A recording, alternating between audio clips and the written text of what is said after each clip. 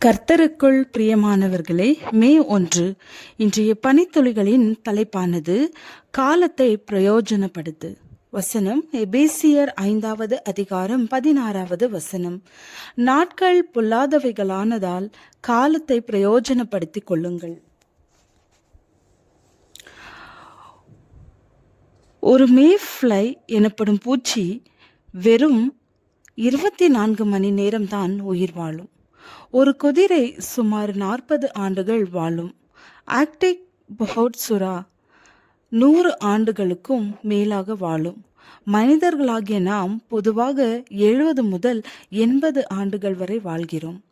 வேதாகமத்தில் மிகவும் நீண்ட நாள் வாழ்ந்த மனிதன் மெத்துசலா. இவரது பெயருக்கு அவன் இறப்பின் பின் வெள்ளம் வரும் என்று அர்த்தம் உண்டு. மெத்துசலா 969 ஆண்டுகள் வாழ்ந்தார். நோவாவின் காலத்தில் ஏற்பட்ட வெள்ளம் மெத்துசலா இறந்த பிறகுதான் வந்தது. இதை அடிப்படையாக கொண்டு வேத ஆராய்ச்சியாளர்கள் ஒரு அழகான கூற்றை கொண்டுள்ளார். தேவன் தமது ஜனங்கள் மனம் திரும்ப வேண்டும் என்ற கருணையால் மெத்துசலாவின் நாட்களை நீடித்தார்.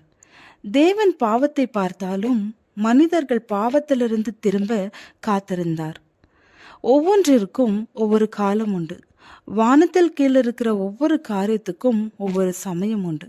பிரசங்கி 3வது அதிகாரம் 1வது வசனம். நம்முடைய ஒவ்வொரு நாளும் இப்படி ஒரு தயவு காலம்தான். நம் வாழ்வில் ஒரு நாளை கூட நாம் வீணாக்க கூடாது. ஒவ்வொரு நாளும் தேவனின் நீடிய பொறுமையின் வெளிப்பாடாக இருக்கிறது.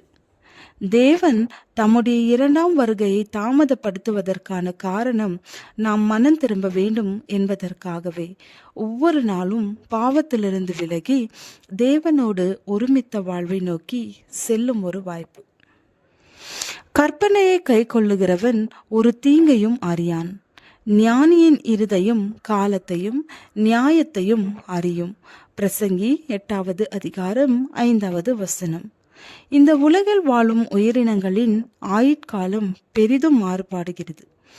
மனிதர்களுக்குள்ளும் கூட உடல் ஆரோக்கியம், சூழ்நிலை, ஆவிக்குரிய நிலை போன்றவற்றை பொறுத்து வாழ்க்கையின் தரமும் நீளமும் மாறுபடும். நமது அன்றாட வாழ்வில் இயேசுவை நம் வழிகாட்டியாக காப்பாளியாக நம்மை சுமப்பவராக வைத்துக் கொள்வோம். இன்று தேவ பயத்தோடு ஞானத்தோடும் வாழ்ந்தால் அது நித்தியத்திற்கான பாதையாக மாறும்.